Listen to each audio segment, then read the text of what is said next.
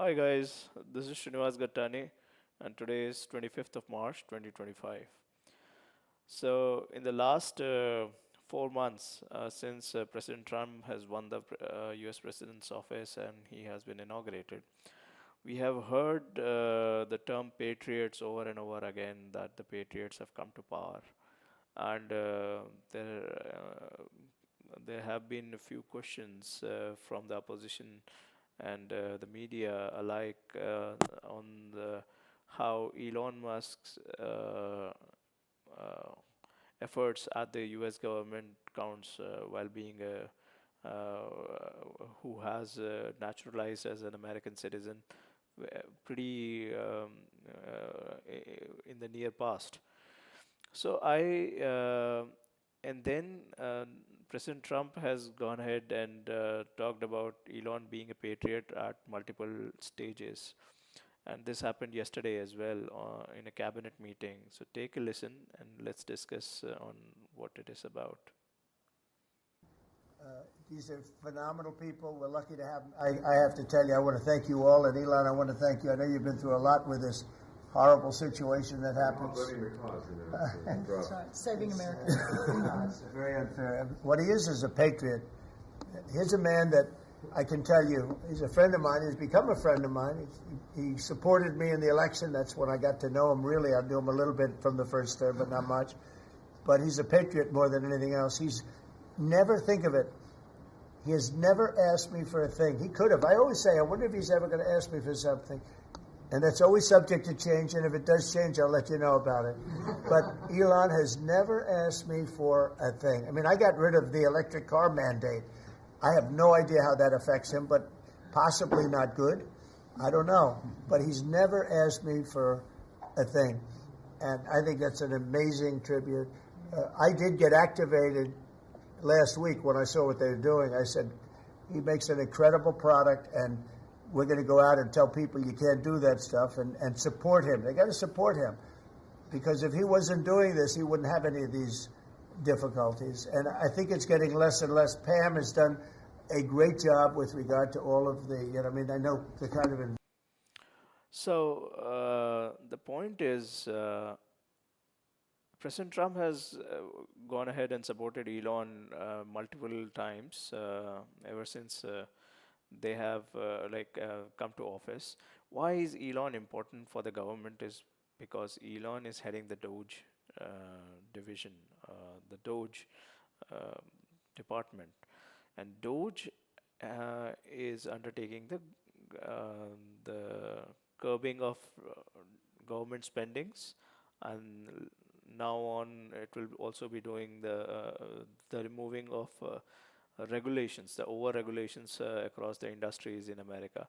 So which has not really begun as yet, but it's another big ticket item which is going to start shortly, because American industries have to become competitive globally, a lot of regulations in America have to go down and match the world standards actually to become competitive.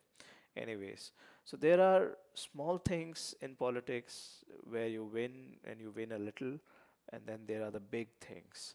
So being endorsed as a patriot is a big thing for Elon, and that too coming from the sitting president of US, that is President Donald Trump. Why, for Americans, being a patriot is a big thing. So I looked into this word. What exactly is a patriot, and is it it's part of the English language, and but the Europeans don't really use that word when they talk about their country. Like if they want to show love for their country, they use the words motherland or fatherland. But in America, this particular word, the patriots, is kind of a superlative, and it is highly regarded. So yesterday, a post came about which talked about previous American president, Mr. Theodore Roosevelt, and he talked. There was this newspaper cut where he talks about this. It says Theodore Roosevelt's ideas on immigrants and being an American in 1907. In the first place, we should insist that if the immigrants who come here in good faith become an American and assimilates himself to us, he shall be treated on the exact equality and everyone else, for it is an outrage to discriminate against any such man because of creed or birthplace or origin. But this is predicated upon the person's becoming in every facet an American and nothing but an American. There can be no divided allegiance here. Any man who says he's an American but something else also isn't an American at all. We have room for but one flag, the American flag. We have room for but one language here, and that is the English language.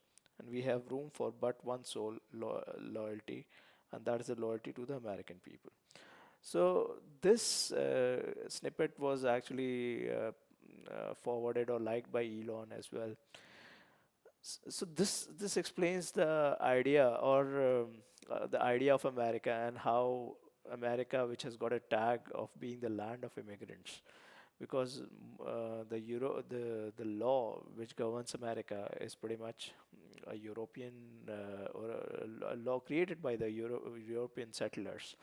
But again, here in this new snippet, the ex-president Theodore Roosevelt clearly states that once you come here and you start a business, you start an industry, and you start associating yourself as an American, you should remove all your past allegiances. Whether you have come from any other country, you have to forget about it. You have to. There's only room for one flag in America, that is American flag, and one language, that is English. So that's what makes you a patriot. Like you start thinking about the people in America as your own people and do good for them. And that's what Elon is doing. And this is a big thing because America is an experiment actually. The entire country has been populated in the last 400 years. We know, like after Christopher Columbus did the discovery of America, of the Newfoundlands and all. So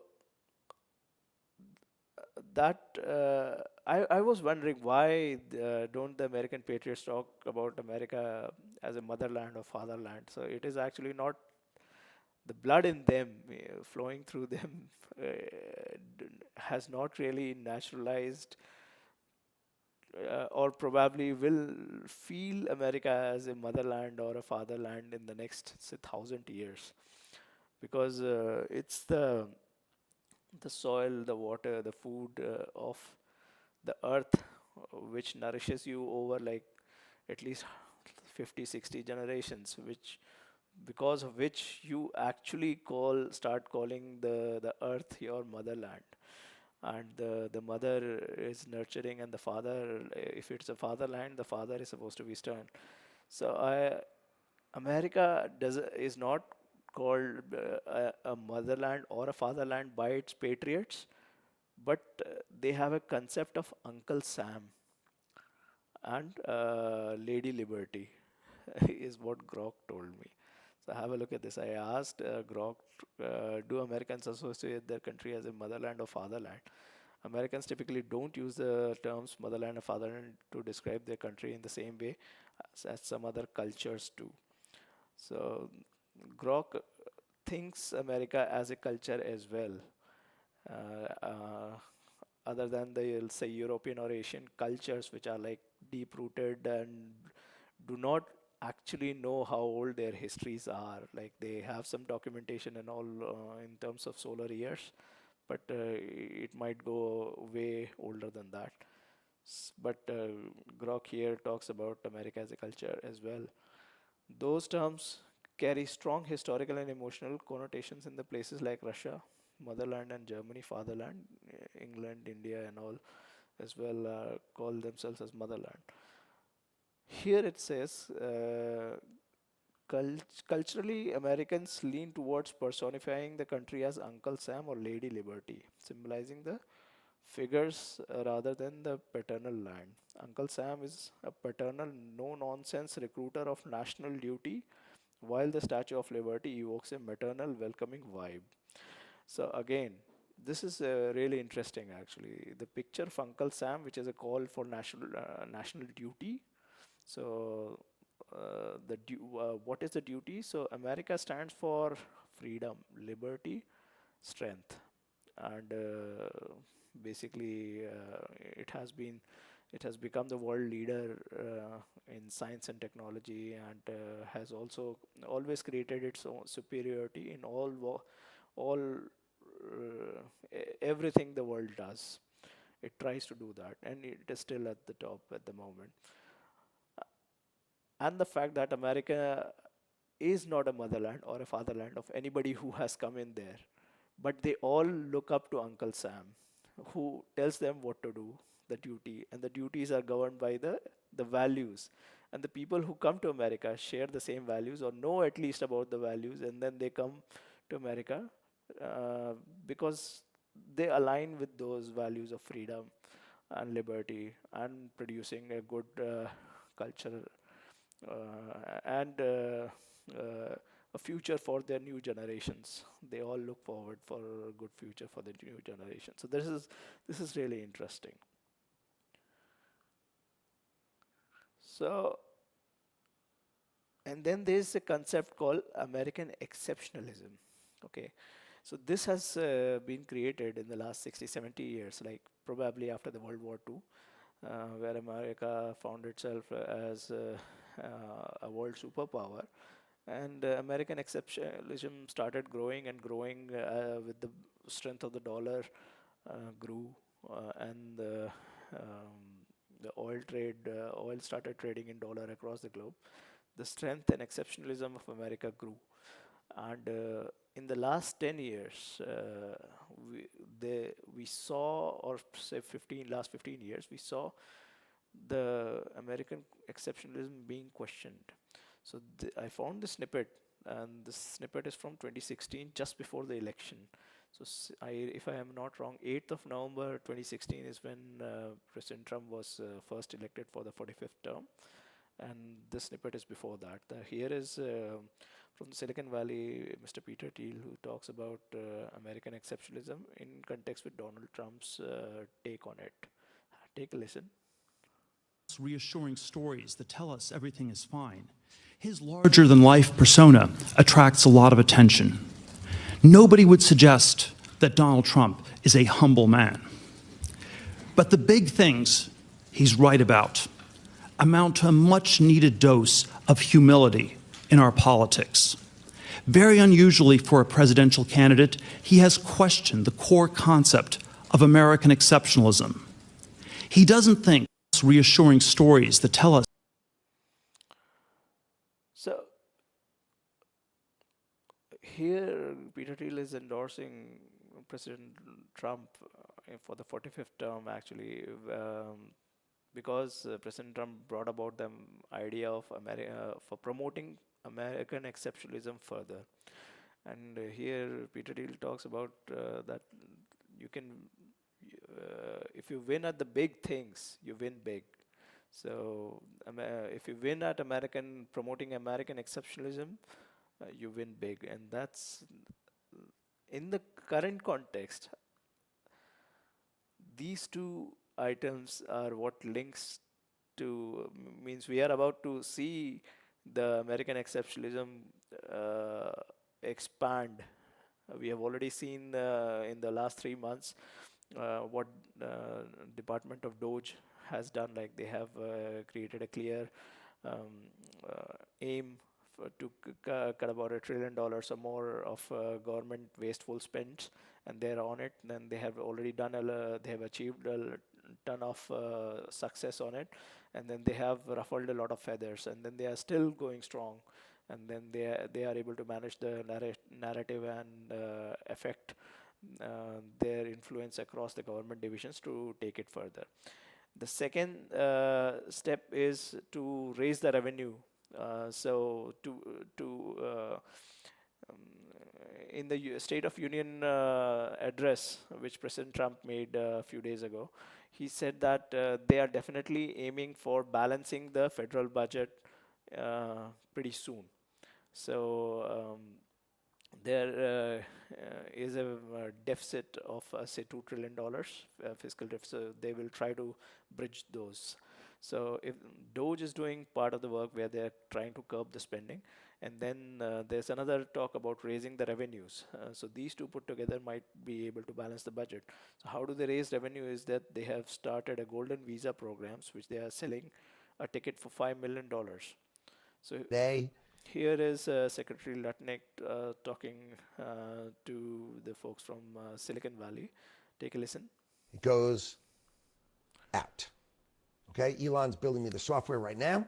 Yeah. Right, and then out it goes. And by the way, yesterday I sold 1,000. Oh, you did? I got a poly market I created on how many are you guys going to sell this year. So Cool. Yeah, curious to see how many. That's fantastic. Do you want to tell people just the rough? Yeah, what are the broad strokes? terms on Okay. it? Yeah. So if you're a U.S. citizen, you pay global tax. Yeah.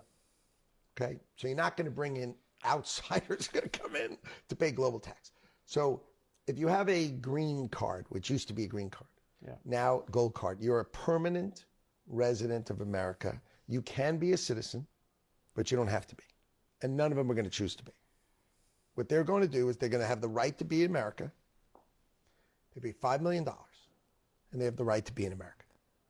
They have the right to be in America. Permanent residency. Yeah. As long as they're good people. And they're vetted. And they're vetted, Yeah. and they can't break the law. We can always take it away if they're like evil or mean or bad or something. Not mean, but if they do something horrible, you can take it away, right? But the idea is, if I was not American, and I lived in any other country, I would buy 6, one for me, one for my wife and my 4 kids, because God forbid something happens. I want to be able to go to America, and I want to have the right to go to the airport, to go to America, and them to say, hello, Mr. Lutnick. Hello, Mr. Lutnick and the Lutnick family. Welcome home. Right. That's what I want to hear. I don't want to hear I can't come here when there's a horrible war, a horrible whatever. Right. I want to be able to go home, right? And once I'm home, I might as well build a business.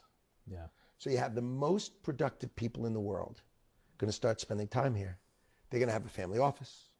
They're going to hire some people. And you're not going to tax their external worldwide income. I only tax the money they make in America, which is what we do now. Yeah. But their global income stays out. And they pay $5 million. And how many people do you think there are that could qualify in the world?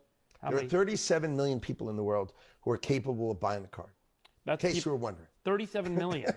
That's a lot more than ChatGPT told me. who are capable of buying it. Who are capable of buying it. Now, I'm not saying they will. So this is an interesting way of raising revenue, and the Trump Golden Visa program was created 2 weeks ago, and I made a video on it.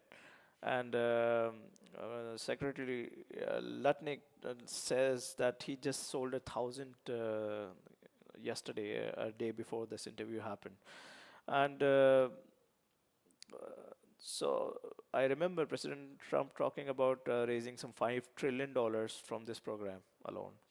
So why will this visa program really be overly successful is an interesting take, because there are going to be some interesting changes in how the world does business with America, which is the biggest economy in the world.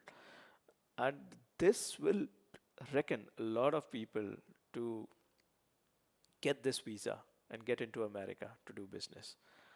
Take a listen at this.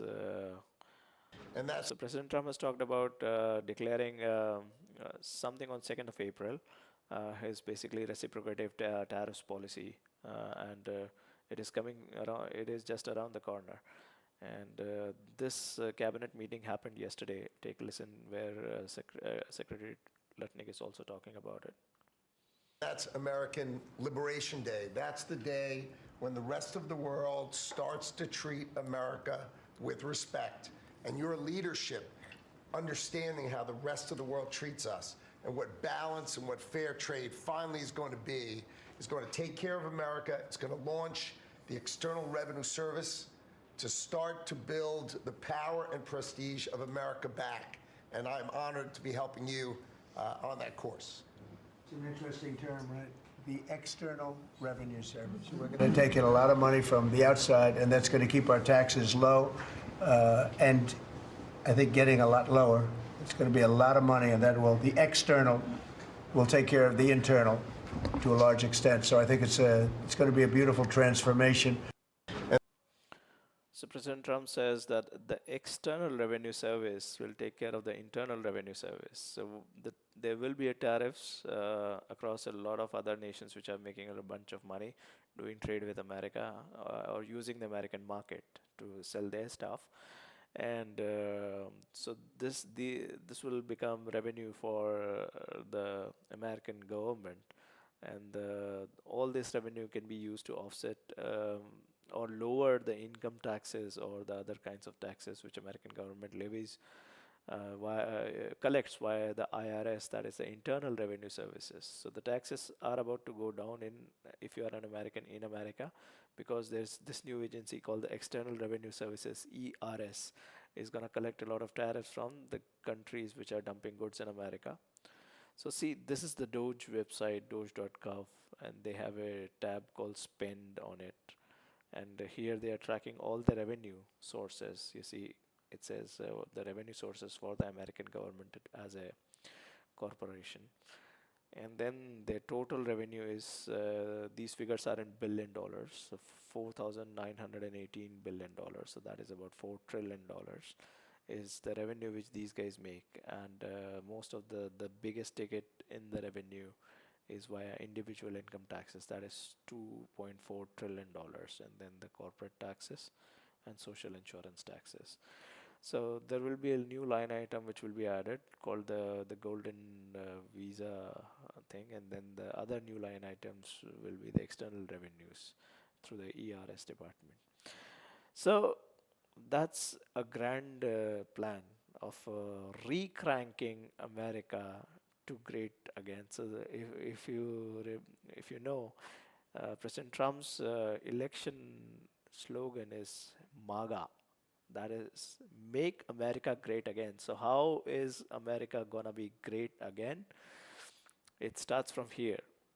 So America has always been a land of immigrants, and over a period of time, America has learned to create gateway processes to get the best of immigration into America, like creating H-1B visa programs and so on. And Golden Visa program is a part of it, where the guy who's buying the Golden Visa is paying upfront $5 million, and using those $5 million, he can set up a company which will create jobs for Americans, and though for there will be more money in America, basically.